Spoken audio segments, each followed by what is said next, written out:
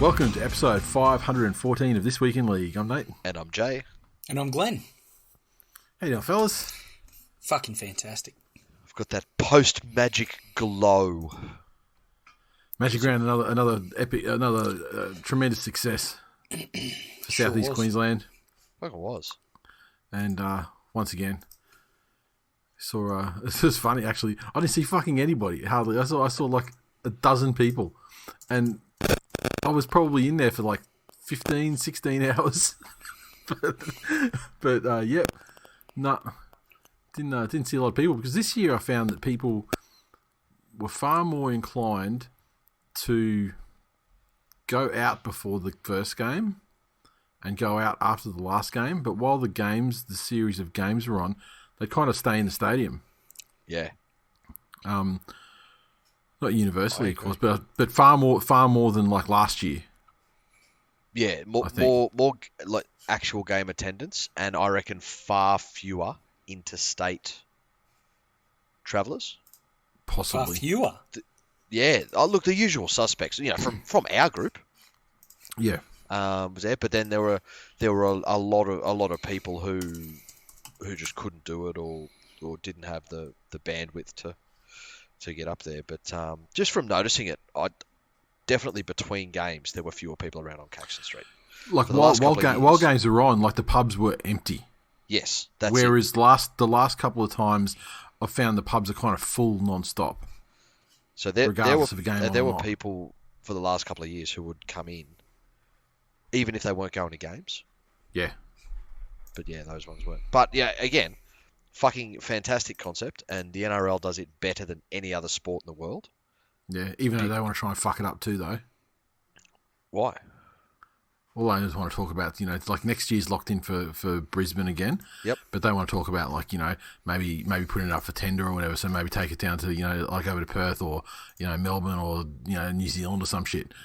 Not considering the fact that there's a number of reasons why it works in Brisbane. Yep. And it's kind of the perfect storm of the proximity to the CBD of the ground, yes, the precinct around it that's pretty much been set up for football patrons, yep, like with Caxton Street and whatnot. That's it. The fact that it's not New Zealand.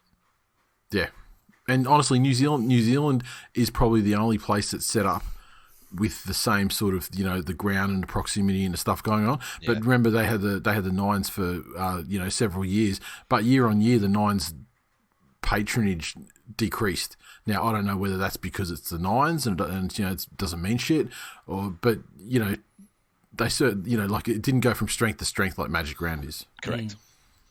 So I think leave it in Brisbane. I've seen other people saying, well, you could leave it in Brisbane and then you can maybe have like a second one that goes out to tender for somewhere else. No.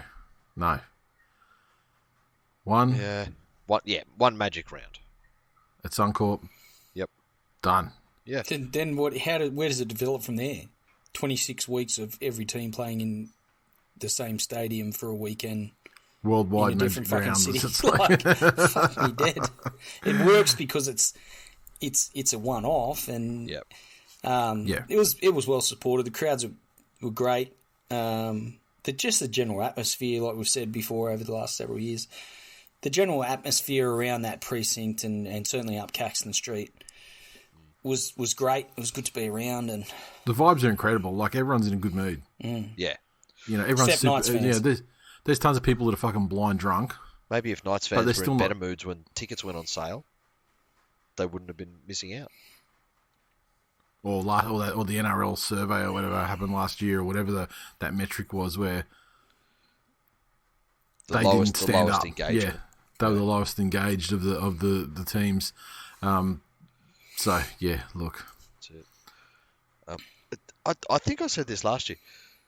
It was really fucking nice to get back into the real world of footy for a little while, because I think especially being outside of Sydney, you miss that. And it's easy to forget about it. Like when you're living in Sydney, it's not uncommon to see 2, 3, 4 sometimes games on a weekend. If you don't have other stuff on, you're young, you got your time's yours. And so you end up going to games as a neutral, or going to games with the supporter of one of the teams, and then depending on your relationship with them, supporting their team or supporting whoever they're playing. Yeah. But just being in Brisbane, you tend to lose that, and it's really easy to get into that social media driven bullshit of, it's easy to take the piss, but then that turns into just everyone else is a cunt and I hate everyone else and fuck everyone else. It's nice to get back to that in person. Fuck yeah, let's be happy for other people when their team wins. Yeah, fuck yeah, you're a cunt to your face, cunt. Yeah, fucking do something, bitch. I got a fair bit of that. How good was the fucking joy of the Dolphins? Yeah, the team of the people. I did enjoy Fucking that when we stunning. were watching that game. Like that was fun. Yeah. And I went like the next morning. I went like first movie session, and I went up to the movies up at Peninsula Fair at Kippering. Fucking like there was only one movie snack that you have on the Sunday morning after the Dolphins have fucking put 30 on the Sharks in the first half. You go to the sponge rolls, and you fucking it was just I got the last one. They were fucking flying off the shelves. Did you think it was dolphin themed when it started swimming in your mouth? Oh.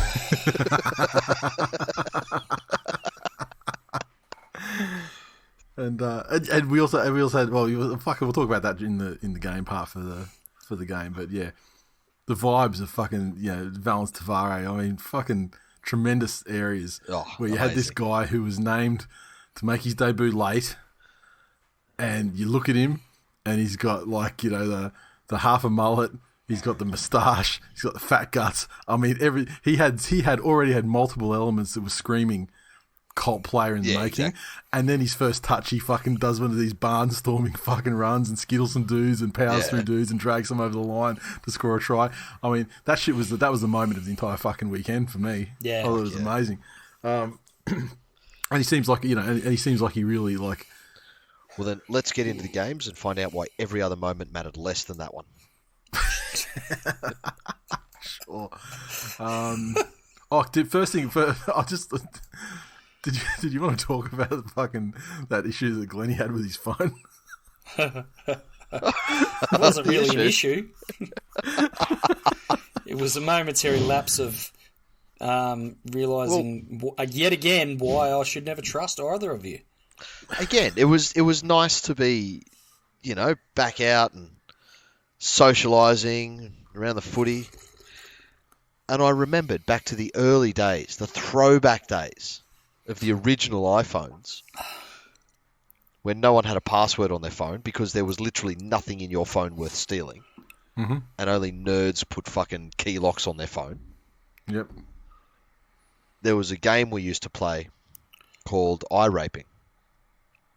And it was essentially where if somebody left their phone unattended, you would grab their phone and then Google the most disgusting image you could possibly find and set that as their background. Yep. And so I just saw an iPhone on the table in front of me and thought, let's go. Let's have a bit of a throwback. We're bringing it back. That's it. And it just so happened to be Glennie's phone. With a key, with a passphrase with a on password. Delicious. And so we got into Glennie's phone. We hacked his password. How? Hey. No, the key element is how did you do that? No. What happened was... We'll get to that. What? But the TLDR is we got Glennie's phone and we put a picture as his home screen. And what do you call that? It's called Rosebudding. Rosebudding. And now you explain it for the people who don't know what that is, because they can Google it on their work computers.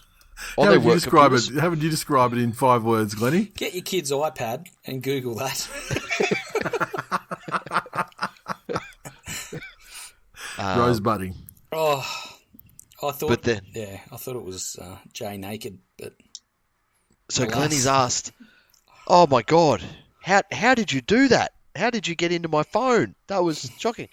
And I said, "Oh well, Glennie, while you were talking to those fans of yours over there, I just snuck up and put my arm around them and had your phone in my hand and got your face, and it did Face ID. Because I'm a trusting human being, you piece of shit." And so Glennie was astounded that I could so stealthily access his phone with his Face ID. And also just to think of that, it's just so evil. So you do not get off scot-free, mate. So then, I was merely a barely interested observer. That is horse shit. so then Glennie has gone off to the bathroom, and he's come back and he's looking through his phone and looking at other stuffs and. Because after it happened, like he saw the lock screen had been changed. Yep. And then so he's like, "Oh, you didn't fuck with my social media. You didn't." And we said, "No." Did you post anything? Didn't post anything. It was nice. His first concern was my social media rep. Yeah. No, I was thinking work. I thought depending on what level you were going to go to, you would post something bad from my work socials. First person to come find me at Hotel LA gets a free digger. Something like that. She's like, no. It's just a picture. Just the picture. We're good. Mm-hmm. And so he's then gone off to the bar. He's come back. He's looking through his phone later on, and he sees that his and this is like 10 minutes later. It's not. Yeah. Sees that his text threads aren't exactly in the order that he remembered them being. One of which is a conversation with his kid that he doesn't remember having. And so what happened was when we tried to crack Glennie's passcode, and I said to Nate, I just tried to think of the most common sort of password he'd have. It was it 6 digits? Yeah, and we sort of thought it through. Like it's not going to be Leo because he would have had this password, for Jax. What's Jackson's birthday? So Nate's looked on Facebook and found the birthday and put it in there. Nah, not the password. Oh, got to be his wedding anniversary. Has to be his wedding anniversary. It was recent. Yep, awesome. That's it. And a milestone as well. Yep, that's it. Nah, that's not it. Fucking hell. But in the meantime, I'd used Siri on his phone and just sent a message to Glenn's kid and said, hey, mate, remind me again when your birthday is. And I love it. His response is capitals, bruh. you know damn well when my birthday is. So then we've decided to play the honesty card and send a text that said, real talk, we're trying to get into your dad's phone. What's his passcode? Which he provided. With no other words, he just sent the password back immediately. Now, have you changed that password? Yes. It's good because I can now reveal that Glenn's password was his own fucking birthday. Yeah. That's MI OPSEC. Yes, right there. That's it. Oh, wow. Oh, Jackson, loved it. Loved it. He did. Absolutely. And then you got to fast forward to so this happened on the Saturday, and then you got to fast forward to Monday this week or something, and we start getting text messages from Glenn saying, "I love you both." Saying, did you change my autocomplete? Was it Sunday? Was it? Yeah. Okay. And he sends a message out of nowhere, comes out and says, "Did you change my text? Did you change my predictive text? This is amazing. I love both of you. I love both of you." And that means what happened was we changed all capitals cunts to substitute in I love both of you. And then eventually, so what you've asked someone then, or you're with someone and they've showed you where to get the text replacement because you've sent a screenshot of all the changes that we made. And one that I didn't know was made was that Jay changed tigers to panthers. Brilliant. I wasn't aware of that one. I remember. I was only aware of the cunts ones. But brilliant. It was a good get. Good get. And it was a good Jackson, get. Just the betrayal, the level of betrayal is just fucking astonishing. But the fact that there's not a second's hesitation, first of all, but not a second's remorse either from the child. He was cackling on the phone. Absolutely loved it. I knew it was Jay. I knew it was Jay. And then I said, and I'm very proud that you didn't say it was me. but then, literally, I take the phone out of Glenn's hand and say, like, you know, look, I've often called you the best Blakely ever, but I'd just like to say that the events of today have fucking cemented it. Like, they've solidified your legacy. And then, not fucking 3 minutes later, I get a message from Glenn's wife saying, well, Jackson's the best Blakely, eh? This shall be remembered. Fucking hell. Yes. Everyone just wants to be loved by Uncle Nate. Yeah. Anyway, so yeah, that was actually hilarious. that was better than Valence. Valence was second best. that was the revelation of Magic Round, and yeah, good times. Rosebudding is the title of this episode. Now, just to make it really clear for people which term they should be googling. And again, it's astonishing that hasn't been a fucking title of an episode in the past, to be honest. But here we are. I'm as shocked as anyone. I think we planned one of those for an After Dark episode, but never actually got around to it. Right. So you had some Rosebudding experience back in that era, back in the Muppet Babies era. Is that what you're saying? No, not personally. But I was warned it might happen because it had happened previously. So,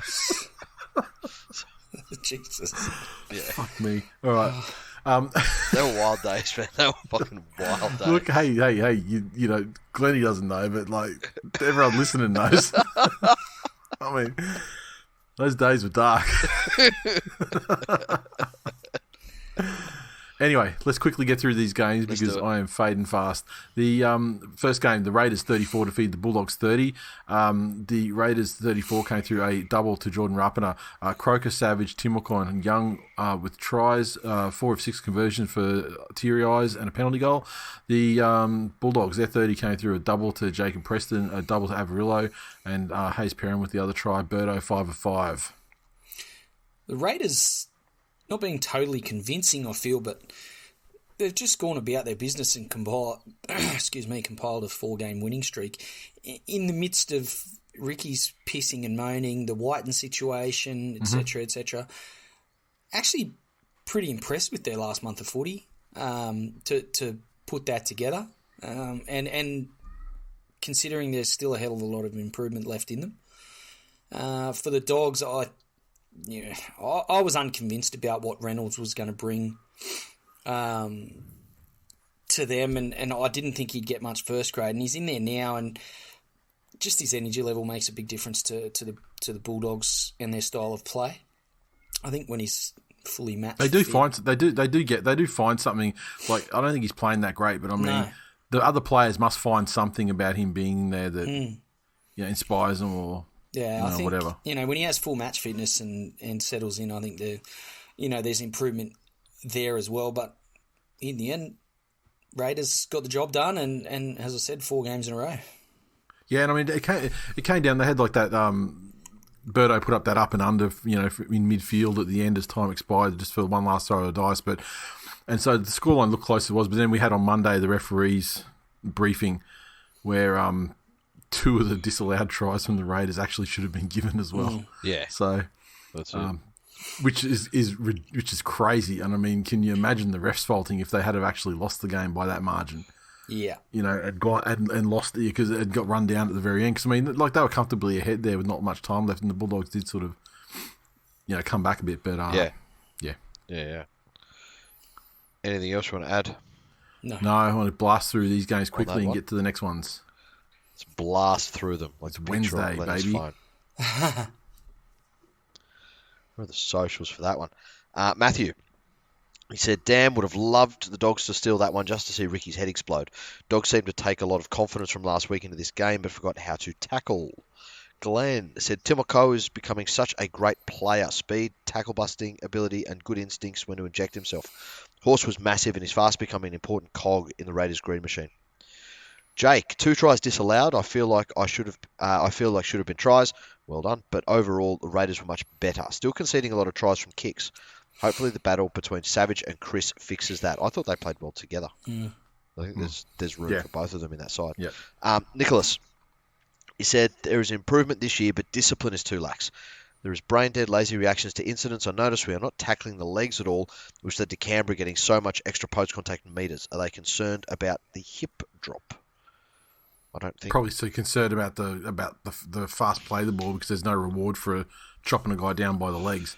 He can just just freeze his legs, hops to his feet, and you can't. And if you try and hold him to the legs, if you hold him to the legs and they end up doing like a dolphin dive, then it's a penalty, for holding the legs. So that's it. And also on Timoko, we had some inside chat that apparently he is like down in Canberra. He's fucking lighting it up after every game. That dude is in the clubs, fucking lighting it up. However, he's on it every Saturday night. However, he's also the first one to training every fucking day. Yeah. And the hardest worker. So he can kind of skate on it because, he's that kind of guy. So he's Allen Iverson. Yeah. Well, Alan Langer. Yeah. Well, actually, Alan Langer was probably the last guy training. Actually, he didn't have to train, did he? Wayne just said he'd turn up on the day. Yeah. Side note, that's also now my favourite stupid meme that I'm seeing so often. What's that one? It's like every time someone writes something amazing that AI has done. Oh yes. Somebody reposts it. He's like, "Man, Allen Iverson out here taking everyone's jobs." Yeah, like I said, AI is going to cost 300,000 jobs, and they're like, "Damn, why do you do that to them?" Brilliant. The dumbest shit makes me laugh. Next one. Fuck the Broncos 32, defeated the mighty Manly Seabs Eagles 6. The Broncos tries a hat-trick to Selwyn Cobbo. Walters, Arthur's Farnworth of tries. Reynolds 4 conversions. The Katoni Staggs, not listening to the comms, why did he take that first one over on the right sideline? You know, Glennie? No. Yeah, I wasn't listening to the comms, so I don't know. Is Reynolds like worried about the disc? Because he did take some wider ones later on in the game. Because pretty much, almost all the tries were out there. So he did start taking over, but it was just weird that Katoni Staggs took that first one. Manly's tries to Ben Turbo, conversions Ruben Garrick. This game was prostate cancer. And the reason I say that is because while I did expect to die from cancer, I expected it to be testicular cancer with no Jake Trbojevic there. And it was a different form of cancer that ended up killing him. And by that I mean that despite the Broncos forwards and the career year that Payne Haas is having, they didn't really roll him in the centre like I thought they would, and their yardage sets were decent, but not spectacular, and they weren't rolling all the way down the field, in a set like I thought they would. And instead, what would happen is they'd have an average set that would finish around about the 40-metre line, put up a kick, which Brad Parker would drop 3 times, which would then give them a set or 2 or 3 on the line, and then ultimately they'd score from that. Then you flip it down the other end, Manly got themselves into decent position to score multiple times, 3 of which fucking O'Shea fucking Ole dropped the ball 10 metres out, doing nothing except just having a look. And I think because he's got the 13 on his back, he thinks, I'm going to be Jake Trbojevic with the 13, and I'm going to be like a link man or some sort of ball playing shit, which is clearly not in his fucking game. And just run. The cunt is fucking like like 1 week he's fucking smashing people, the next week he's just an absolute fucking spastic, and it drives me fucking crazy. And then other than that, there was just a general sense of like disorganisation in the second half. Maybe it was when Croker was off and Lawton was on, where there were times when they'd make a break down the right, like down Saab's side through Kohler or Saab or Daly, and then Daly goes infield a little bit to set himself up for what's next, and no one's fucking going to dummy half, so he has to go into dummy half, then he has to make shit fucking happen. And it was just Daly actually had a good game, but like, my God, one man fucking band out there. Broncos still absolutely a fake team. They were given, every try was given to them by giving them multiple sets, 10 metres out. And a team that has a decent amount of discipline and doesn't have a fucking ranger in the centres or a gay-hating fucking Jesuit in the 13 dropping the ball in their own end.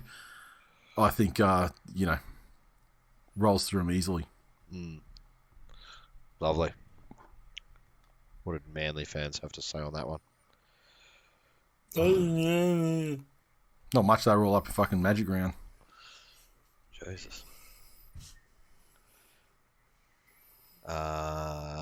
Which is disappointing because, I mean, when you talk about that metric that Newcastle Knights, why they didn't get to do Magic Round, by those metrics, like, Manly's never going to not be at Magic Round because, I mean, their supporter base sold out the first, and like there's always incredible amount of support there. Realise it was probably Broncos that bought Manly tickets. No. Yes. I'm talking about the supporter base. Broncos I think you should be kicked out because you scored 0 points and you're a blight on the sport. We scored 6 points. Nah. And bombed another 30. No. Zach. Best team in the comp rolls on. Phil. The Seeb fold is on. Oh, there we are. Jason. Manly was sloppier than my Pornhub history. Interesting. Yes. Kevin. I'm usually Rosebudding. pretty level-headed, but fuck Seabold and his intellectual bullshit. On a serious note, I think Tommy runs down Cobbo in years gone by. He's lost some serious pace. As much as I want to ride this first place spot off into the fucking sunset, we are still clumsy as fuck and get by through pure athleticism. I agree with everything you lads said on the pod. Better teams will put us down. Anthony said definitely some problems in the playing roster that have failed to be addressed for too long. Too early in his tenure to judge Siebes, but he's got to offload some of this dead weight sooner rather than later. John, great effort by the Broncos to keep repelling the Siebes Eagles. A bit concerning. Tommy didn't bother to chase Cobbo. He certainly can't be back at the top of his game. Manly's on the slide. There you go. What's your read on Tommy? Like, he's obviously not well. I think he's fine. He's just basically got I think there's a confidence. Is probably a part of it. There's something that's affecting his speed. There's no way. So he's obviously Cobbo not fine. Do you think? runs It's I don't think it's physical. I don't think it's. I don't think. Yeah, I think it's more mental. I think it's actually a matter about stride. I mean, because he was fucking gone anyway. Like, I mean, he was. Yeah, there was, and Daly was actually the lead chaser to stop him from bringing it around, sort of thing. But yeah, like, and his first half was AIDS. His second half was actually it was much better. Yep. But I mean, I'm actually like, I don't care about the chasing thing. I mean, but I'd tell you, it's at times I'd rather have like 18 game Tommy. And fucking and then do a hammy for 8. Yeah. But look, I mean, he was definitely like the second half. It was much better, and I think it's just a matter of just getting confidence.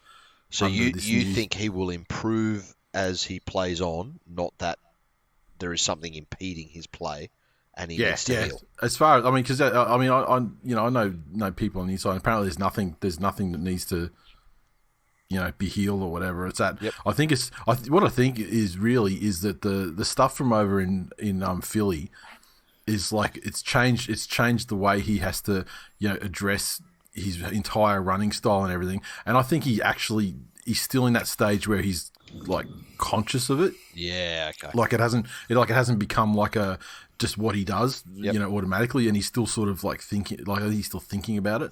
Yep. But yeah. Okay. That's all I can really put it down. There you go. Nice. Next game. All right. The Panthers 18 defeat the Warriors 6. This one, where are the Panthers had tries to Edwards, To'o, and Lemieux. Cleary 2 conversions, 1 penalty goal, and the Warriors try to Adam Fanua-Blake, conversion to Sean Johnson.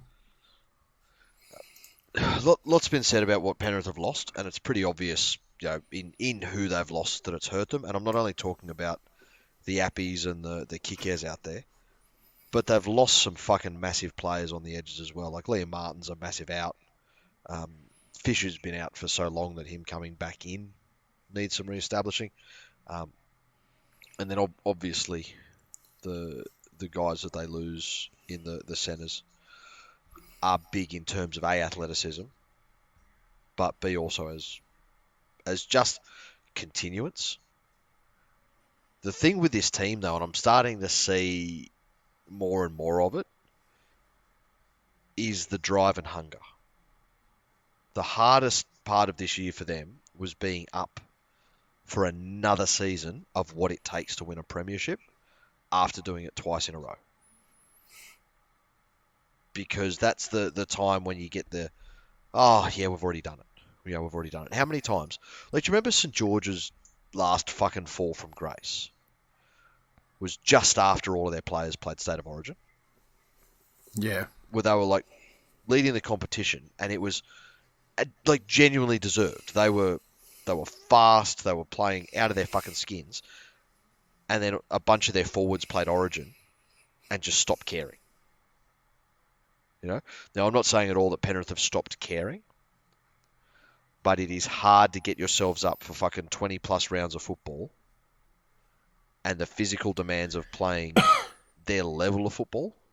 Once they only have to be a couple of clicks off at this level, and it they come so much further back to the pack. That's it. I still think they're the best team in the comp, but I'm not sure that. Look, best team in the comp's relative.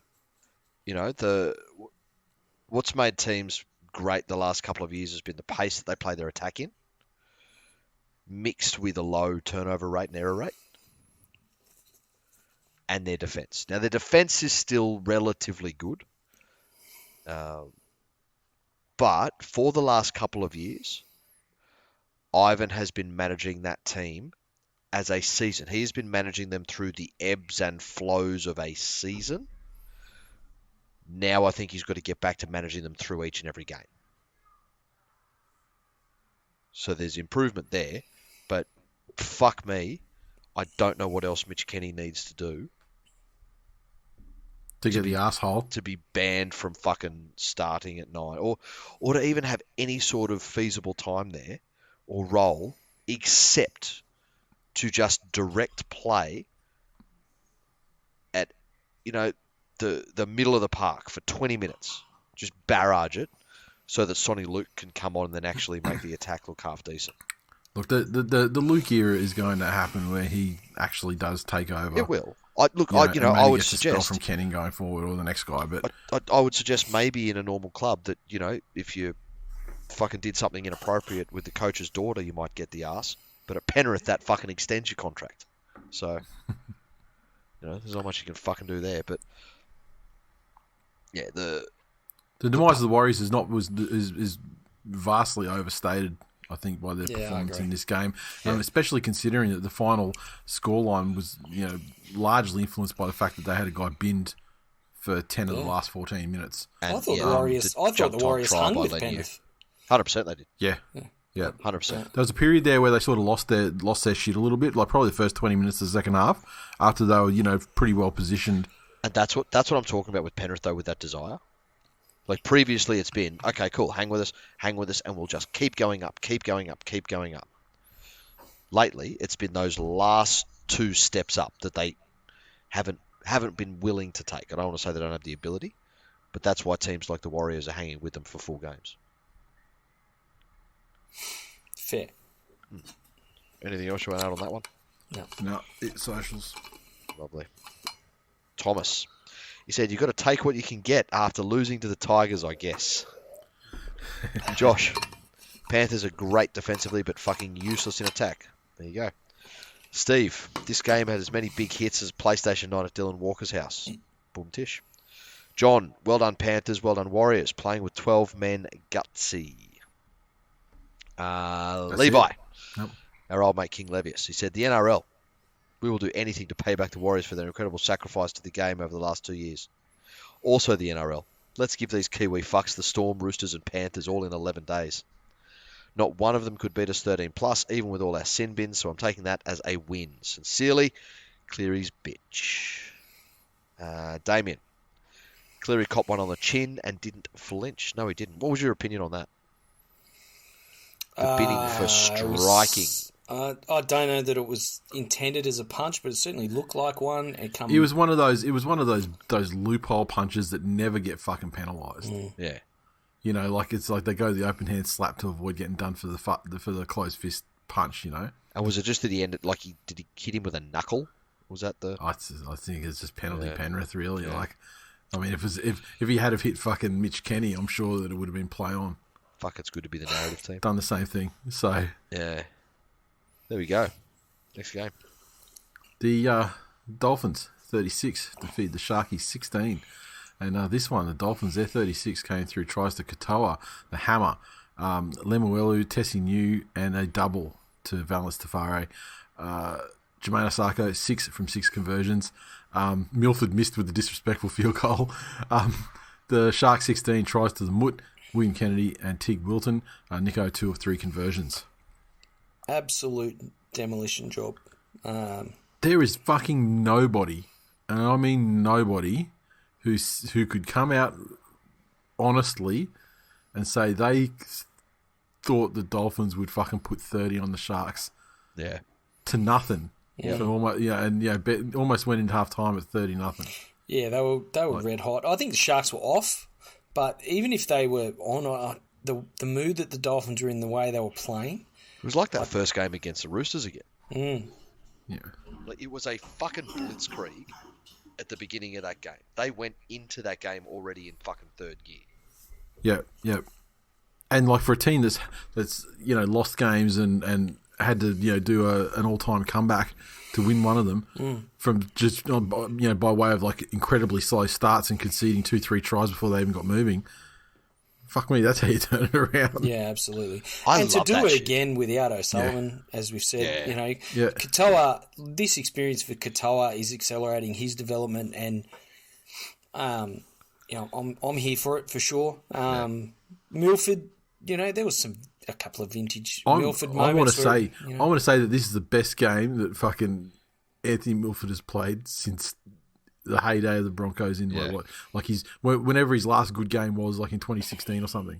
Hey, where was his last contract before this? South. He had a little bit of time. There were a couple. I think there was a couple of his South games where it came Newcastle. Knights, yeah. There was one of the two, and it was just responsibility-free Milford is peak Milford. When he's put somewhere and they're like, we don't fucking care what happens here. Just go out there. You have no expectations on you. You're not leading anyone around. You're not expected to be a leader on the field. You're not expected to execute any sort of game plan. That's all taken care of by other people. That's peak Milford. And I think we saw a little bit of that. But fuck, the Dolphins just didn't let up. And we've spoken about this, and we spoke about it at the time of the game.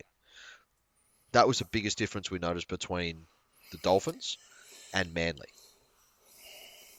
And the concerning thing for Manly should be that was a worry they had about Siebes coming in with all of his Harvard stuff, and shit's going to be complex, and if this happens, do this, but if this happens, do this, but if the moon's on this angle, fucking do this differently, and everyone... No, you drifted into Matty Elliott there. No, I said the moon, not crystals.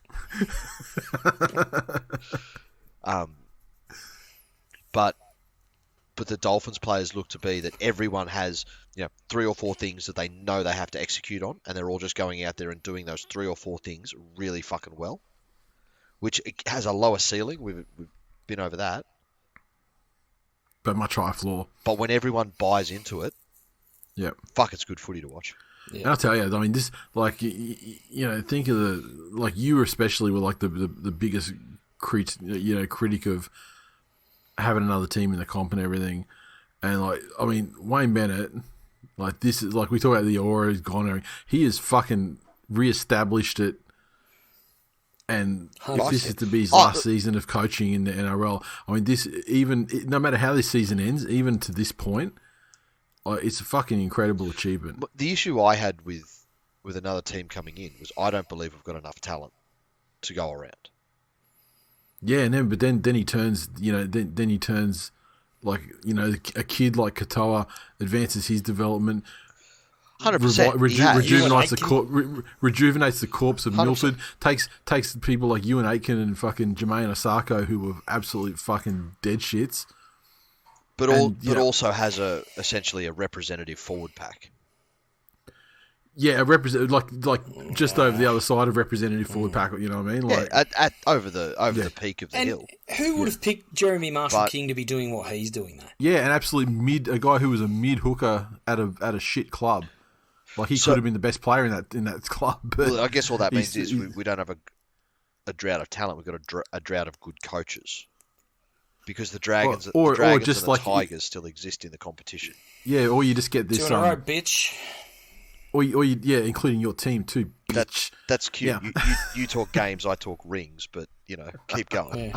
Stop talking about rosebudding. But I think it's actually even over talent. Take the talent out of the equation, and maybe it's just like the fucking marriage between a certain type of player temperament with the right coach. Yeah, who can extract the best out of 100%. Whatever it is, and or maybe isn't it incredible though if there's a couple of those players that have had shit like go south for them in other clubs? Yeah. Wouldn't it be amazing if the players weren't always secure on their fucking contracts? Yeah, and I didn't see it as like last chance. Yeah. Whatever, yeah. And and Val Tavares, I mean, this guy's gone from having fat guts and getting penalised several times a game because he'd only go back 5 metres instead of 10 because he still didn't know the rules of rugby league. Yeah. That wasn't that long ago to going in and to having like one of the iconic first touches. And great. and everyone wanted it for him as well. Yeah. Because he just looks like the fucking cult player, personified. And then he gets exactly the kind of try he needed to. Like big boy fucking try. Yeah. And it was scenes, I tells you. Absolute fucking oath. Rosebudding sponge cakes. Jordan said Val Meninga gave Talakai an absolute clinic. 2 fat centres dueling it out. It was like watching local league. Scott, Dolphins beat Sharks. It's just a fact. That documentary flipper told me so. He was also kind enough to send us a YouTube documentary of Dolphins beating the shit out of Sharks. saw a lot of photos of that on the timeline when it was going on too. David Who knew? Said that was fucking glorious. Playing like that after 10 games together is extraordinary. Didn't give the Sharks a single opportunity to settle and play their way. Coles Redcliffe better be stocking extra jam rolls. This is one to savour. Ben with a hot take. Oh, and this is a fucking hot take. Hot take. Hines is basically Mitch Moses without the cockhead arrogance. Good when the times are good, but disappears when it gets way too hard. Thoughts? Come back to me in 2 years. Yeah. If we see more of it, then okay, sure. I'm not prepared to call it like now, sort of, just at the beginning of his second season of playing in the halves as the guy. Yeah, that's it. Matt, he said, the Dolphins bring me joy. Well, they bring everyone joy, except the people unable to experience it. Except for people who are fucking rooted in the racism of Wynnum fucking Q Cup. And if you've ever been to Wynnum, you understand how silly that is.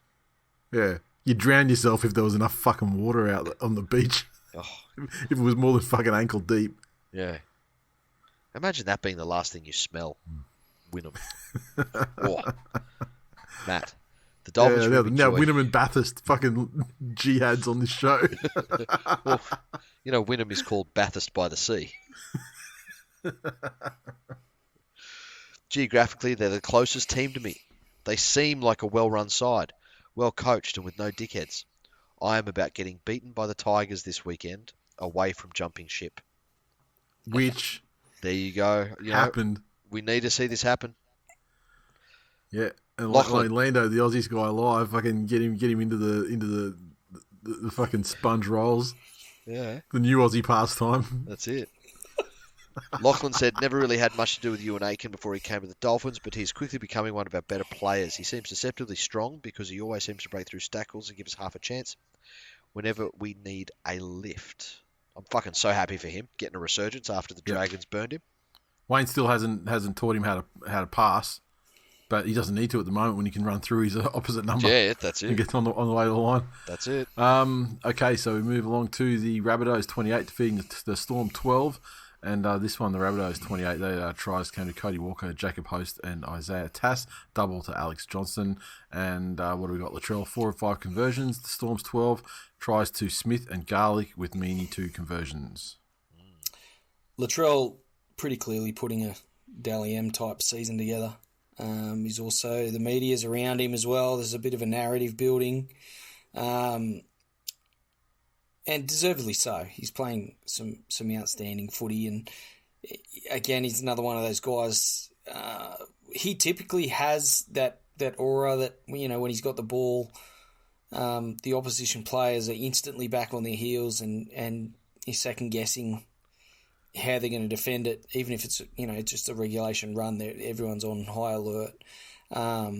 But at the moment, the form he's in, it's, you know, the defensive line's overthinking everything, trying to counteract what he's doing before he's done it. So that's advantage South, because it opens up space, as you've seen, for Cody and you know, Campbell Graham, Cam Murray on edges and stuff like that, just by Latrell being in the area.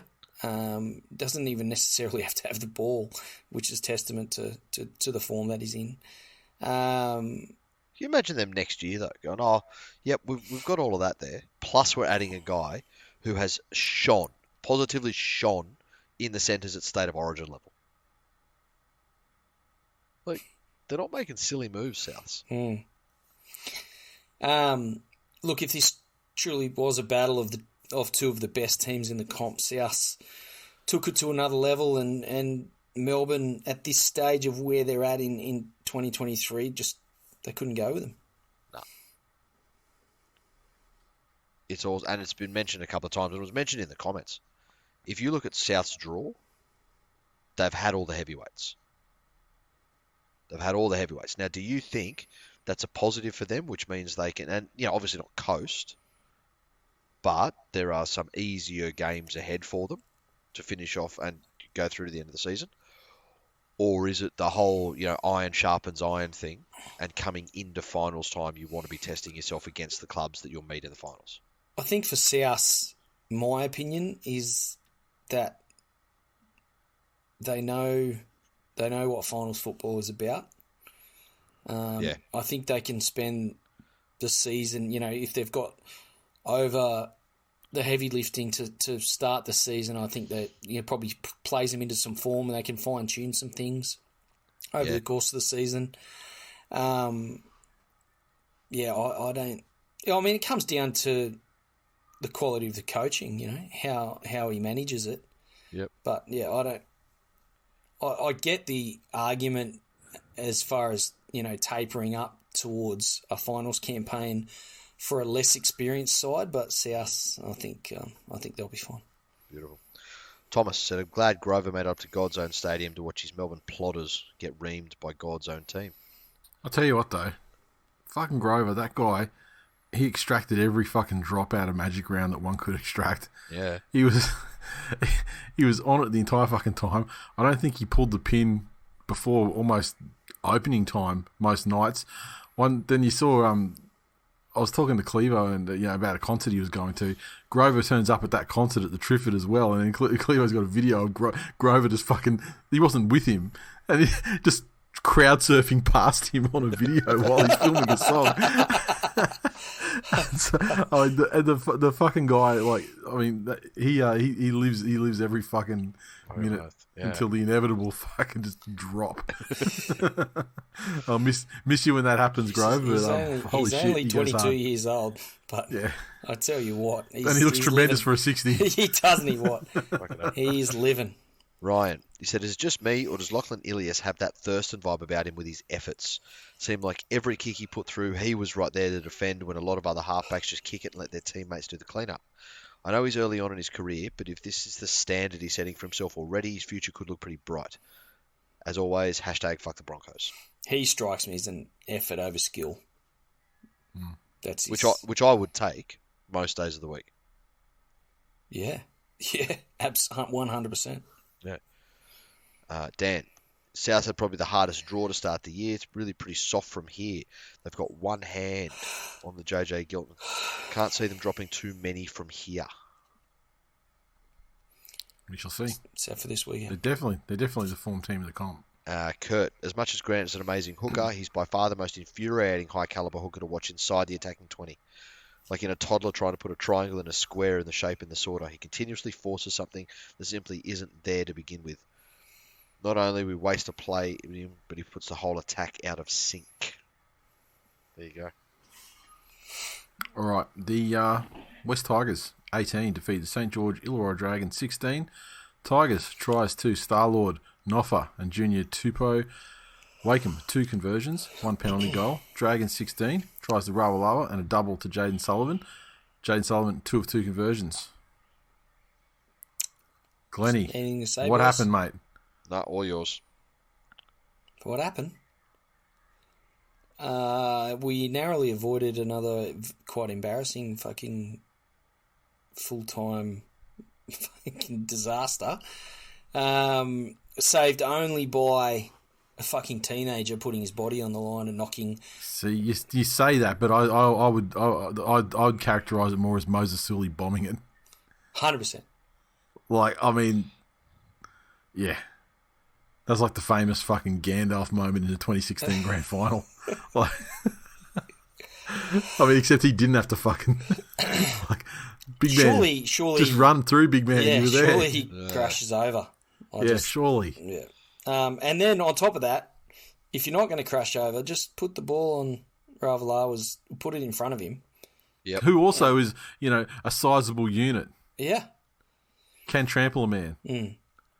Yep. Impressive effort from Dream, who, couple of first grade games in, can't hate where he's at right at the moment. His level of the Tigers fullback forever. Till the Roosters buy him. His level of involvement and understanding of how they're playing is very high for such a young player, which is impressive. But I will say, I sat there and I did expect. This is a bit of PTSD, but I did expect it to end in misery. And as the Dragons were putting that together, the fucking play prior where the ball goes to ground and it stacks on, and then someone throws it at Ben Hunt's foot, and he manages to fucking manufacture a chip and chase out of nothing. I'm like, oh, here we go. Righto, this is where we're going. But thankfully, the Tigers were, as I said, Dream and a couple of other guys got across there, and testament to the newfound effort over the last couple of weeks that and how they're playing. I was impressed. The seats that we had, given they were so high up behind the goalposts, was such a fucking great vantage point to watch the arm wrestle side of things, and the yardage battle was really. That's why I really went down the rabbit hole with that. Like, just watching. That's why I love those. There's those not a seats. bad seats, Uncle. No. Well, the first time I've ever sat like around that area was when I took my nephew to the footy last year, sometime when he was up, and for whatever reason they were the seats that we got, and I just remember thinking it's actually fucking. You can see it all fucking develop and lay out from up there. Yeah. Yeah. When you're sitting up there, sort of like spider cam. Yeah. And and I love it. It's probably my preferred way. I mean, you lose a little bit in terms of like hearing the ground stuff, but you get a lot out of it just from the watching it from the coach's view. One thing for the Tigers' perspective, I was impressed with was just you could see that they responded as the Dragons were starting to get on top in the arm wrestle, and Appy, when the Tigers had the ball, Appy was far more. You could see him. He was playing with a lot more, a lot more energy or a lot more desperation to get guys onto the ball, to get that over that advantage line, and give Brooks the ability to put a more attacking kick or get more distance on his kick because he had more time. And so, Nate, you pointed out, even with the couple of weeks leading up to the Penrith game, the Tigers have actually, their completion rates were quite high, and their yardage or metres gained in sets was actually there or thereabouts where it needs to be for a good side, and they were letting themselves down in that attacking 20. They just need to learn how to attack, and I mean they're still not there on that front. No, 100%. I mean they still need to get more than 3 tries a game probably to be consistently on the winners list. Yeah, that's but But and that's a part that's hilarious. Still not hilarious, just mystifying to me. Like when you got like Benji and Sheens there, like I would have thought the attack would have come first and they would have been winning shootouts. Yeah. But no, look, yeah. I'll take 2 wins in a row and fuck the Dragons and their fan base in particular. Everything come out, Glennie. As it always does. And you've got your new Dolphin supporter Lando as well, as he mentioned 2 games ago in the comments that he was a Tigers loss away from jumping on the on ready. So Hayden, he said undefeated at Magic Round. Yes, sir. Sam, except for that loss last year.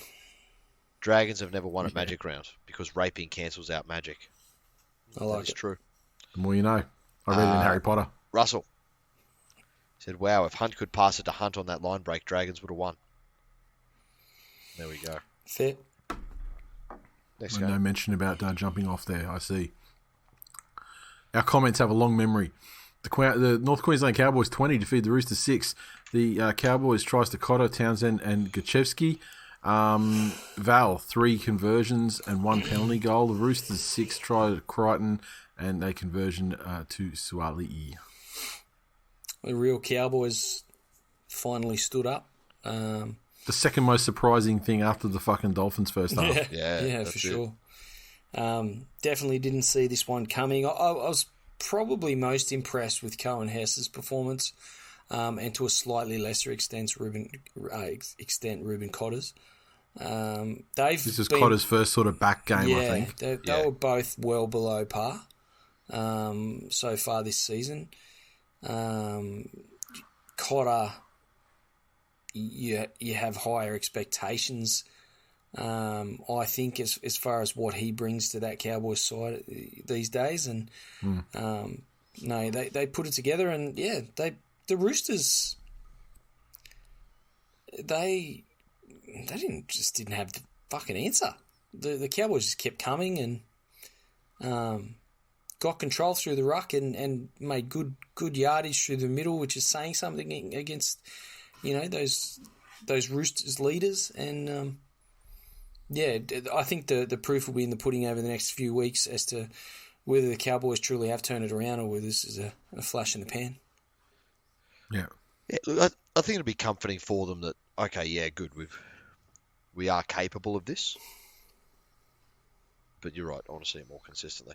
Now the media is agitating that that Suali'i could be released like a year and a half early or whatever to go to Union and all this sort of disgruntled shit. Fuck yeah. I don't hate the media going after the Roosters. No. Jordan said nothing better than ruining the Roosters' night. No real standouts for the Cows, that the whole team played well. In the future ninth, the Chad stood up to criticism and stamped his authority. Nothing better than beating a glamour club. Chris said the Sombrero last seen speeding down the inner city bypass airport bound. Port's inflation has damaged ref payment plans. Ouch. Justin, can I just ask, where the fuck has this team been for 9 rounds? And why did they wait till I put a Pavarotti on them to come last to play like that? Shits me to tears. Talk about a hate fuck. Richard, what does this great country come to when people are pleased that a German got to watch a pack of hick chicken fuckers in action? Seriously, though. Well done, Carsten. Gus, we all rate Manu, but for me, Walker at 7 is more effective than him at 6. Appreciate its early Dales. Suar looks like he's trying to go to Union without injury as well. And also, shout out to Carsten, who's come down, a German who lives in Switzerland. He's come down to Magic Round. Yeah. And his team has been playing like absolute fucking pack of idiots all season. Pull one out and beat the team that many said were the favourites to be the pre-season favourites to win the competition. That's it. Now tell me you don't believe in magic. Exactly. Okay, finally, the Gold Coast Titans 26 defeat the Parramatta Eels 24. Titans, a double to Kieran Foran, a double to Cam Pereira. Brian Kelly also with a try. Tanner Boyd, 3 conversions from 5 attempts. The Eels 24 came to a hat-trick to Micah Sivo. Clint Gutherson, Andrew Davey with tries. Moses, 1 conversion. Gutho, 1 conversion.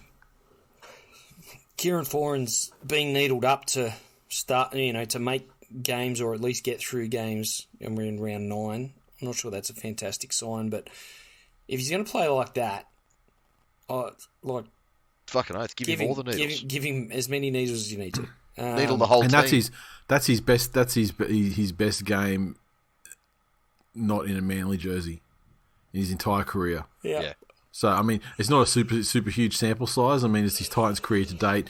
A couple of games for the Eels and a couple of games, half a season worth of games maybe for the Dogs. Yep. But that game was by far Did and he away play his for the best. Warriors, or am I imagining that? I forget where he fucking went. I forget too. There was we call those the lost years. Where was that one? Like he went and played one game or something, and that was like Parramatta. It was about that before the injuries struck and things like that. Okay. Yeah. Another player the Titans are getting great value out of is Khan Pereira. His finishing, not to mention his acceleration, is fucking next level. He's coming out of nowhere. Just has become a real attacking weapon for the way the Titans play. And from Parramatta's perspective, I think they're still languishing. They're a long way off last year's grand finalist type form, and not saying. And this game they lose Mitch Moses for a period of time too, don't they? Mm. Which is not going to help them, or maybe it will. Yeah. We'll see. Dylan Brown gets to come out of his shell a little bit. So I don't and think he does do that when he's sort of got the free rein without Moses there. You're right. Exactly. But yeah, Para's got some fucking work to do. They're only a game or 2 games out of last place, and that's a long way back, given the way some of the the better teams are South, and you say Penrith still got room for improvement. They're back-to-back defending champs, and the form Souths are in. Para's a million miles off both of them. Who knows what it is these days? And it's funny, I was listening to a bunch of guys discuss the NBA at the moment, and they're talking about how quickly the game changes from what you think you're used to. And they were talking about the years gone by when you had teams that were just so obviously the best team that if they didn't put in dominant performances all the time, there was something seriously wrong. Yep. Whereas now it's gone to, like, if you look at their finals that are coming now, players and teams are fucking yo-yoing through a series. Like, one team will like just blow another one by 20, and then the other team blows out the next night. Maybe it's this thing now. I don't know whether it's taking a little while. The old lose one to win one doesn't necessarily mean you come back the next year.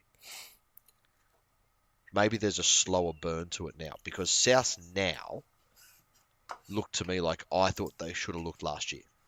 Yeah, okay. After getting done in a grand final, and they had fucking every opportunity to win that grand final as well. Like, that was a nervous fucking last 13 minutes in that stadium. South now, they look to me like they were done last year.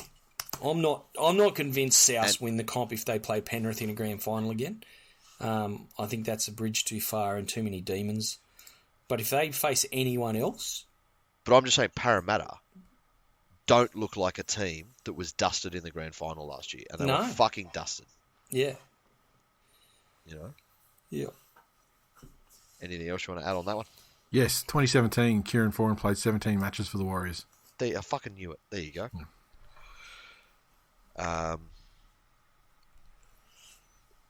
Noughts. He said Foran scores a double. Second half was still shithouse. We'll take the 2 points, but the right side defense is definitely not NRL standard. Well, I think it is, buddy, because that is the standard of a team in the NRL. I think the thing with the Titans is that their attack is great and their style of football is great, but it does have risks, and I don't think they're good enough to defend the errors that come from it yet. Yeah, but I mean, like they're showing signs of improvement, but they're going to be games like this. Yeah. Sort of scoreline though. Yeah. You know what I'd fucking love? You know that the fucking wife swap or husband swap shows on TV? Where they give take couples and switch them and send them to each other's houses. There's one where that kid says that the chicken nuggets is like his family. That's a famous. Oh yeah. Look it up. How good would fucking coach swap be? Like just for a fortnight. Like imagine the Titans got Wayne and get in. Yeah. They just don't train defense, and they're just there running these fucking attacking plays for 6 days a week at training. How fucking disgusted the old Gilfmeister would be. Hammers, he said, never in doubt. Paprika time, baby. Scott. I don't know what are you going to be paprikaing about, like, you know, narrowly beating the Eels. Because fuck the Eels. Like, it's a bit. I mean, like, it's a fucking low bar. Is all I'm saying. Scott. He said, oh God, when we hit 26 points, Fortunate Son started playing in my head. Fuck yeah, Titans are the better blue and yellow team this Magic round. Fafita will be a beast in Origin. He's doing all the right things. Liam, Queensland clean sweep. Go home and lick your wounds, you southern losers. See you at Origin. Josh, they call it Magic round because Gutho losing is just a wonderful fairy tale ending. Seeing him bamboozled with a Khan Pereira chip kick was fantastic. Surprised no one did an ACL on that surface.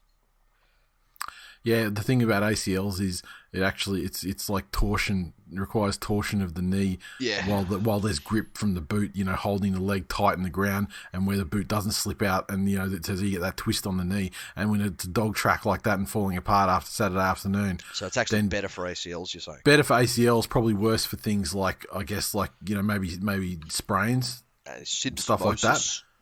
Yeah, but yeah, for things like ACLs, it's probably better. Yeah. Well, isn't that what Teddy said? Changing from long studs to short studs is one of the reasons he doesn't get so many injuries anymore. Right. Yeah, he also has a state of the art, well financed team, medical staff. Yeah, that he definitely did not have before. But the West Tigers do have it now. I mean, at least in terms of stretching quads and That's haircuts. True. Right. Okay. So, moving on to the news sort of thing. Have you got any news articles you want to bring up? The one that I thought was fucking hilarious today. It's not so much news, but media day. Jack Bird's up for media this time, and he had a bit of He was trying to he had to debunk some stuff about him leaving the Dragons, but the most important stuff was he was asked about angry fans who started a petition for Anthony Griffin to be sacked, and there was talk that there was going to be a disgruntled group of Dragon supporters, and they'd be staging a protest at their next game on Friday night against the Roosters, right? And and Bird's quote was, "Fans don't really know too much about footy, I don't think. They've got a lot to say about people on the field. I don't think they've ever played a game of footy. I'm speaking from first-hand stuff that I've copped."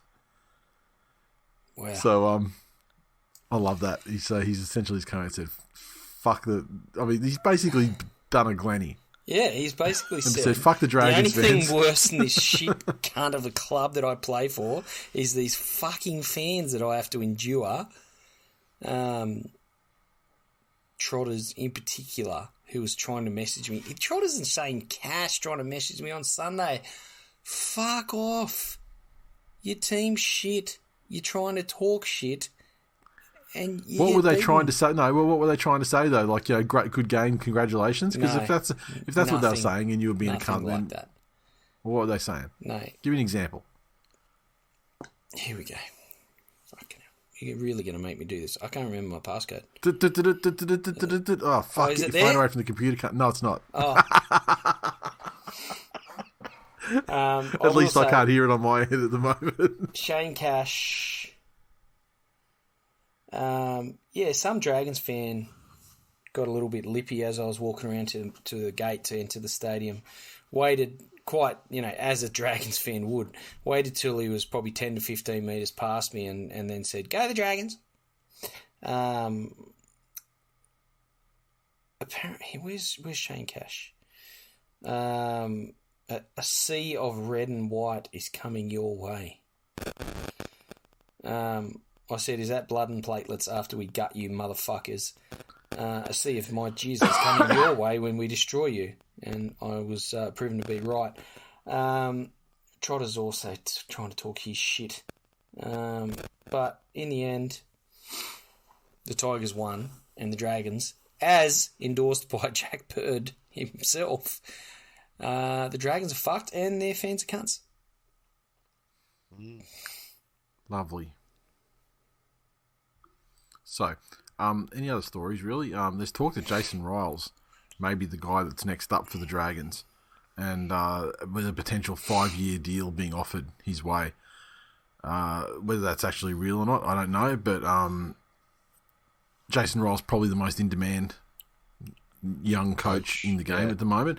The Roosters and the Storm and the Dragons all want a piece of him, and he's currently with the Roosters in the Roosters system, and he has spent time under Bellamy at the Storm as well.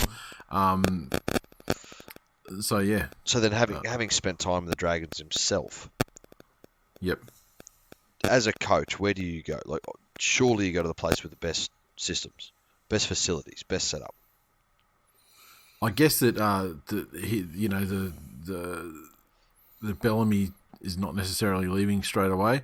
Robbo's, no end in sight for him at the Roosters. So a pathway to become a first grade coach at a club that, he would have some sort of, sentimental attachment to.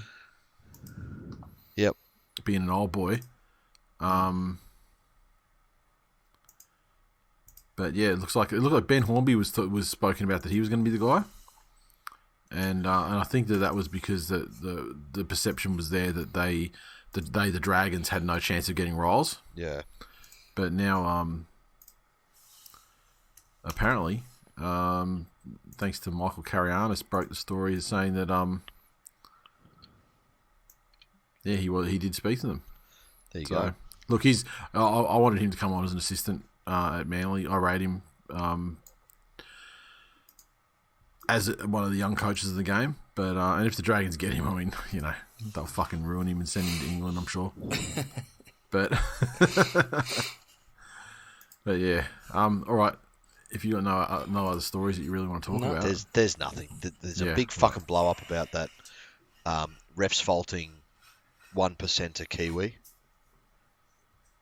who owns. The guy that owns the portion of fucking New Zealand's premier chili bin supplier or whatever the fuck's important over there.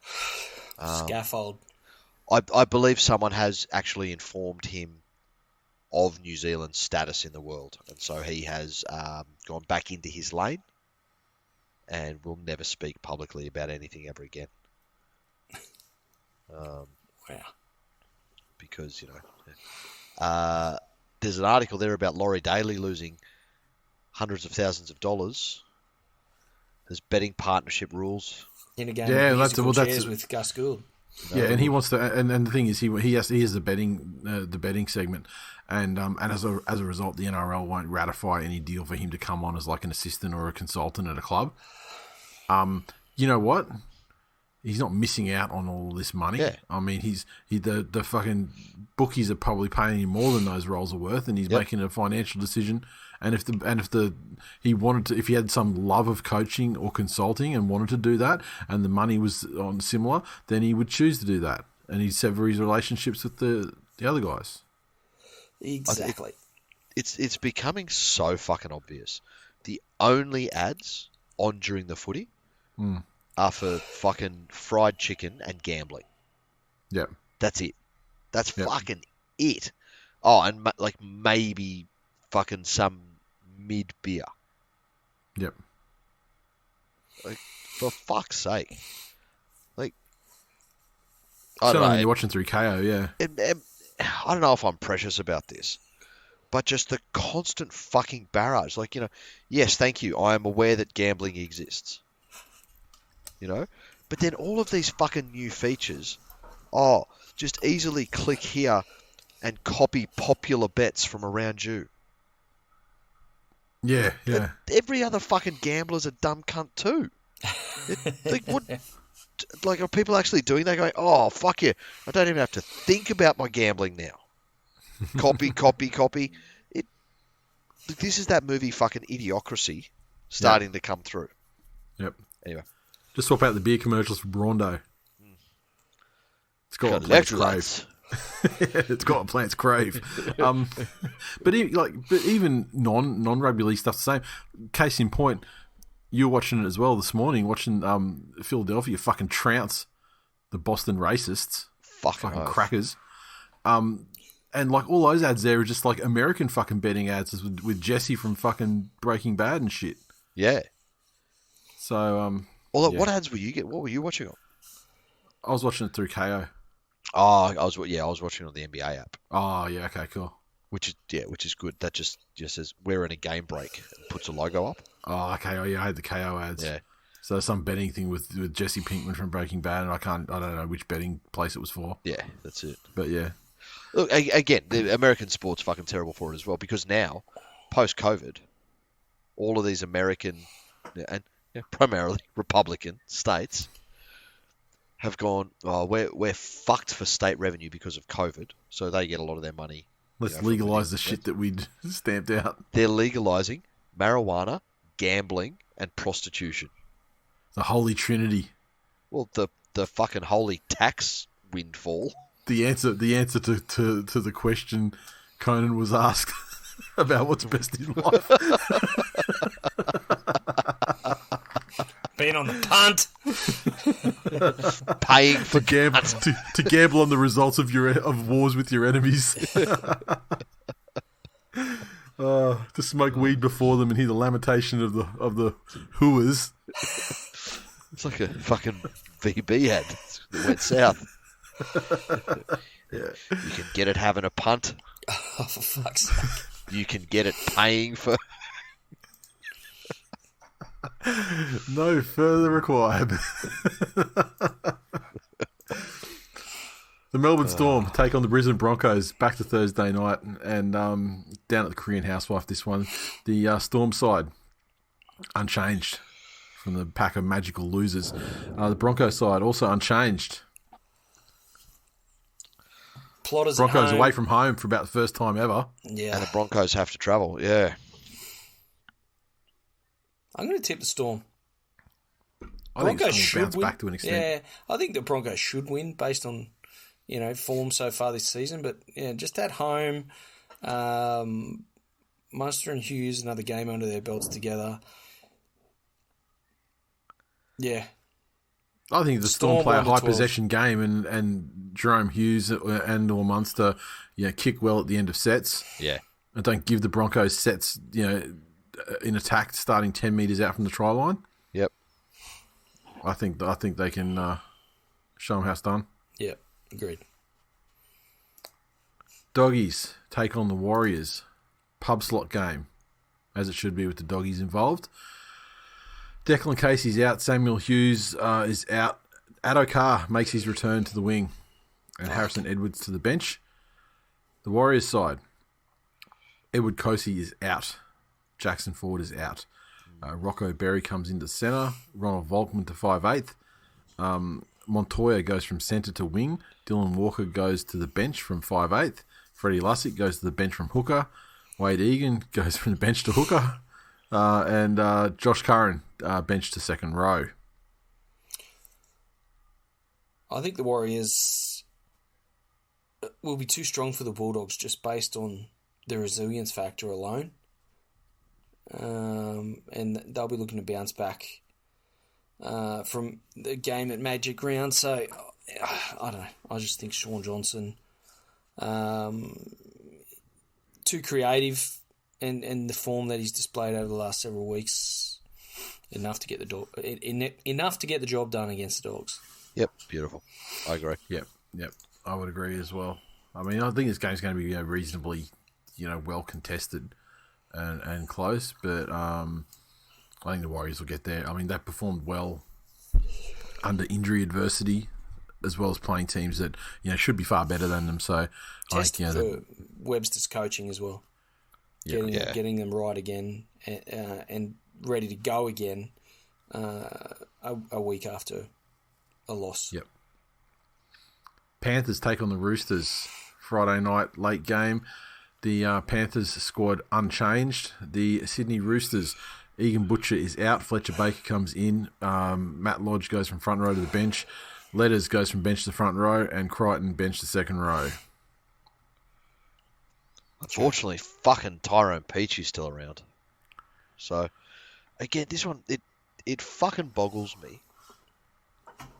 Surely there is a junior we can bring up. Surely there is somebody in our top 30 that we can play in the centres that isn't Tyrone Peachy. See, I could take that exact sentence that you said and just swap out the word Tyrone Peachy for the words Brad Parker. Yeah, but at least he's established in your side, though. Oh, my God. He shouldn't be. Yeah, but, yeah, the Roosters are going to be smarting after that, and they've got enough strike power on the park that they should be able to make this a competitive game. No fucking way. No way. But I think Penrith's defence is going to be far too good for them, and the Roosters are down on confidence enough as it is. Yeah. Penrith 13+. Agreed. You take like Mitchell Pearce and Cooper Cronk out of the Roosters sides, and Trent Robbo may as well be fucking Trent Barrett. Oh, fucking. And that's what we're seeing today, and that's what we're seeing Friday night at 8. Lock it in. The Rabbits take on the West Tigers. This one's happening at Acor Stadium. I may possibly be going to this game, depending on timing. And the Rabbit site, Blake Taffy is out. The West Tigers, Seyfarth is out. Bateman comes into the second row, and Kapile goes from second row to bench. Glennie. Spin a tail. How can it happen? I can't remember the last time we lost a game. It's the form that the Tigers are in. I would vodka lime and soda. The great lobotomizer. Fucking $5.50 head to head. The Tigers. I know we talk a lot about sports betting ads, but fucking this is, if there's not a reason to gamble, I don't know what is. Really? Fucking, it's free money, people. So is it the last team on the ladder versus the form team in the competition? Yeah, and look, I don't need you to come at me with facts and logic. When you're talking about the West Tigers on a winning streak, the likes of which we haven't seen for at least 12 months. For many a year. Didn't you win a couple in a row when you went on that Hastings led? Yeah, Hastings won us 2 games in a row. Yeah. Okay, cool. Yeah. Look, so obviously, very tough. He's now the club's greatest ever number 7, isn't he? Yeah, easily. Has to be. Fuck yeah. Easily. Very, very tough assignment. They're going to have to be, better again in the possession, field position, and yardage game that they're sort of making, trying to make how they put their best foot forward. So defensively, South are going to throw a hell of a lot at them down that left. How Noffa goes with that will ultimately determine whether we win by 30 or 40. If Noffa has an off night defensively, which it's been quite some time since he's had an off night defensively in first grade for the Tigers. And he's got 102 tries now, the man. Absolute fucking standout. Latrell Mitchell, every time he touches the ball, we need approximately 16 players on him. I'm not sure the Tigers have that in them. But at $5.50, please, the more you put on, the more you get back. West Tigers, 1-12. You heard it here first. What's the line? Yeah, no. Save your money, folks. Rabbitohs, $1.15. Fucking ludicrous. These bookies just aren't even trying. So it sounds like they're predicting that the Rabbitohs are going to win without even trying. I'm going to refinance my house to bet on the Rabbitohs. Well, I'll be able to refinance your house after I pick up my winnings from the West Tigers' glorious victory. West Tigers' glory hole. Glory, glory. Cowboys. So you're predicting a South win after a late win. Right. North Queensland Cowboys take on the St. George Illawarra Dragons up at the Abattoir. The Cowboys side, unchanged. St. George Illawarra Dragons side, unchanged. Based on those two factors alone, Cowboys 13 plus. It's funny, the Dragons have had a higher baseline. Yeah, probably they really have this season. And like I said before in the game review, the real test for the Cowboys after that type of performance is whether they can back it up the following week. Whether it's real or not. Yeah, there's a massive opportunity for them to do that, given they're playing the Dragons. But I'll back the Cowboys here. At home, Dragons not looking great.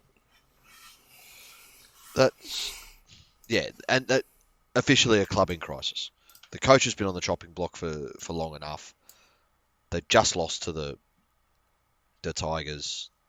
He's been dropping players left, right, and centre, and then those players are going out and blitzing fucking reserve grade. Like there was that article on Little. That he's just out there fucking carving people up. Yeah, they'll be fine. The Cowboys. The Raiders take on the Eels in Canberra. Savage is out. Albert Hopewade comes in. For the Eels, Moses out.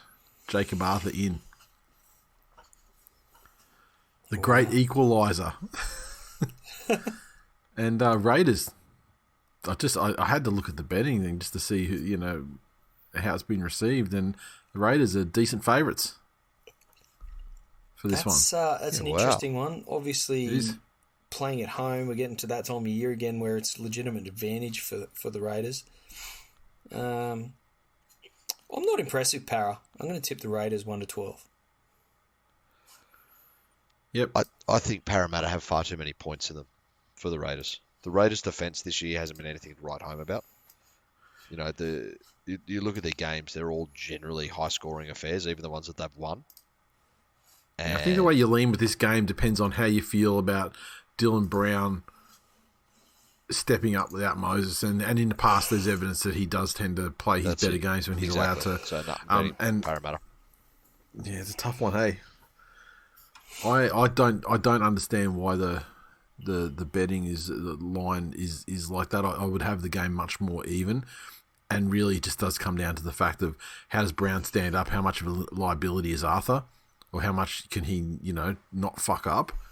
And the Raiders are sort of operating on a bit of a emotional high with Whiten at the moment.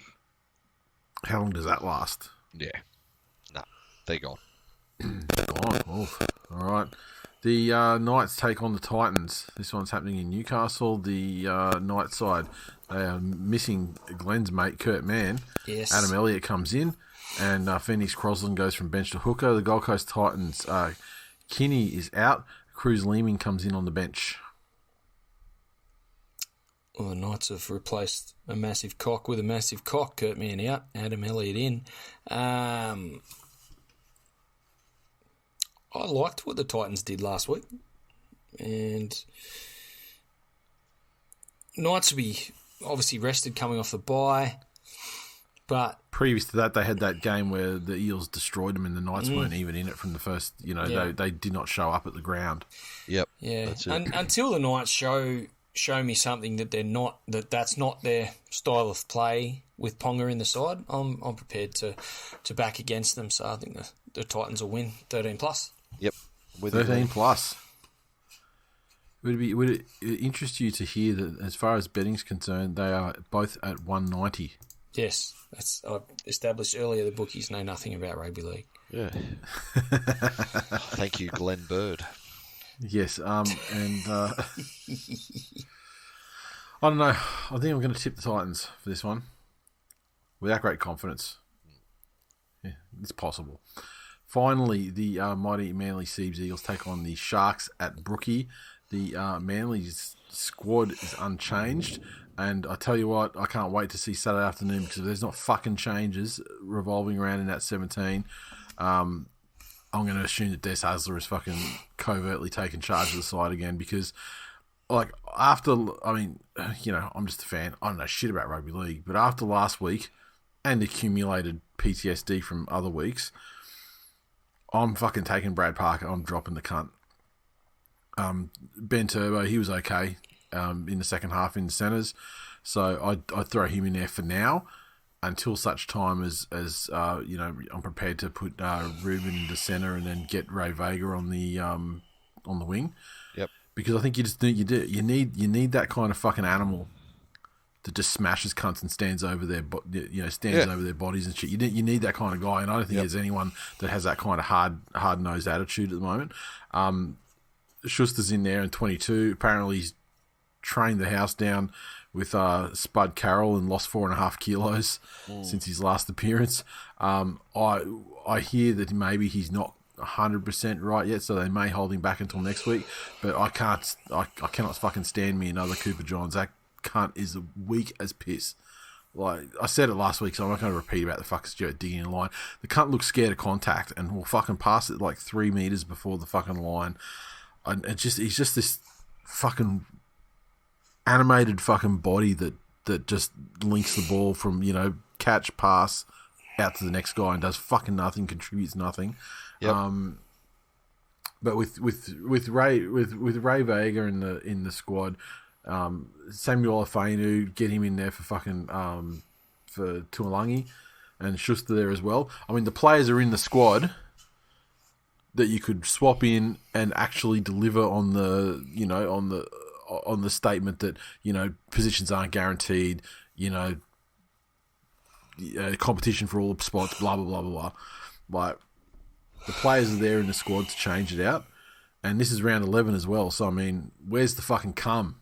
I mean, he should have been fucking in 14 this week, as now that we can actually have development players in the side. So it's blue balls for me. It's blue balls for many Manly fans who expected to come this week, and the sooner we can come, the better. Sharks side. They move Cameron McInnes to the bench from lock, and Finucane, to lock to the bench, and Finucane goes from bench to lock. It's hard to know what to make of the Sharks. They were fucking diabolical last week. Yeah, blown off the Why? park. Like why? Like what the fuck was Because they didn't get an opportunity to be anything but. Well, this is the thing. Even in the second half, they had that game says far more about their opposition. Yeah, but I mean, Sharks. They entered in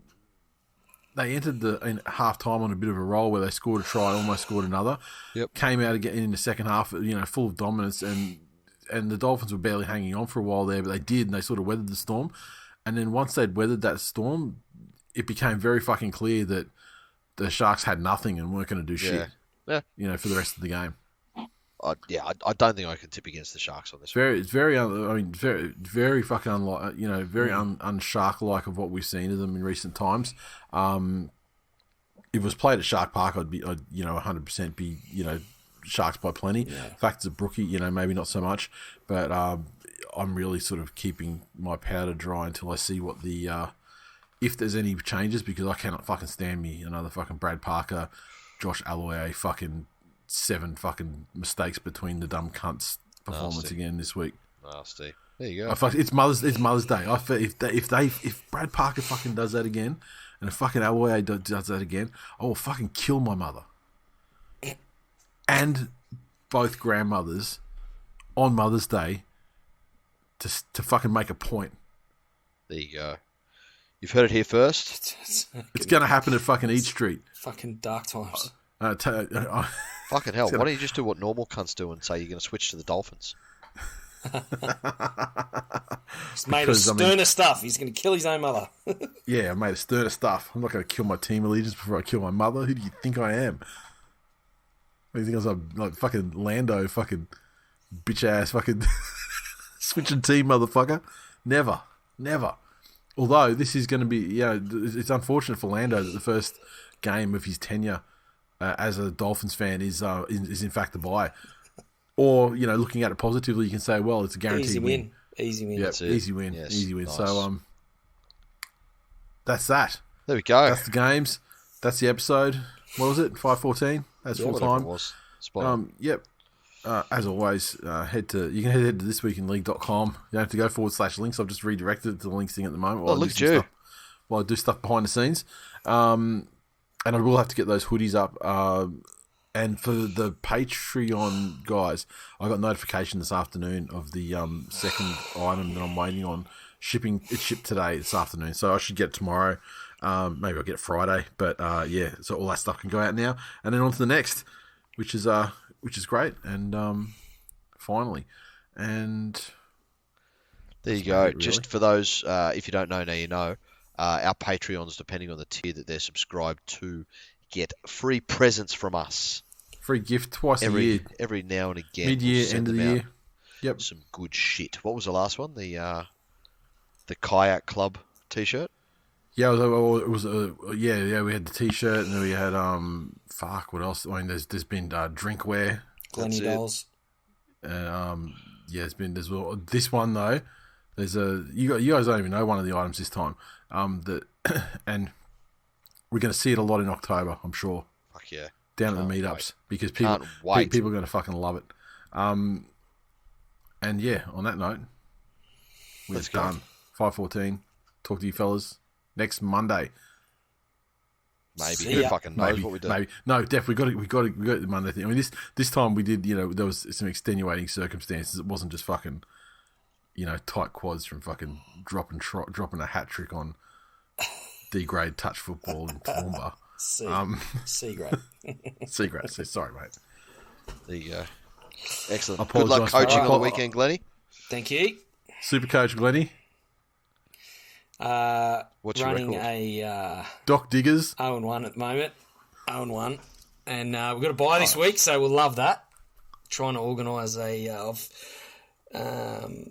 looking at booking a court to get the guys a game starters. That's the most fucking Sheens thing I've ever heard. Just do it. Well, I've got to make sure that people are actually interested in showing up. Why? Otherwise, I'll be there on my own. Do it in your backyard on your fucking half court. So, it's not big enough to play 5-on-5, you fucking heathen. How many kids have you got in your team? I've got 9. So how are you going to play 5-on-5 with 9? Because one of the coaches, probably not me, because I busted my calf this evening at training. So busted your. What's that? Grade 4? What? Grade 4 old cunt injury. Cow's dysmosis. All right, I've had enough of you cunts. See you later. What's your phone password, Glenny? Isn't that nice? I give him good luck for the weekend, and I get told to fuck off. Yeah. Fucking hell. Have you stopped recording yet, Glenny? I fucking hope we meet you cunts in the semis. My 13s will fucking kill you. Fucking hope they will. And Glenny's already stopped recording. Oh well. So the rest of us will say see you later, though. See ya. Bye.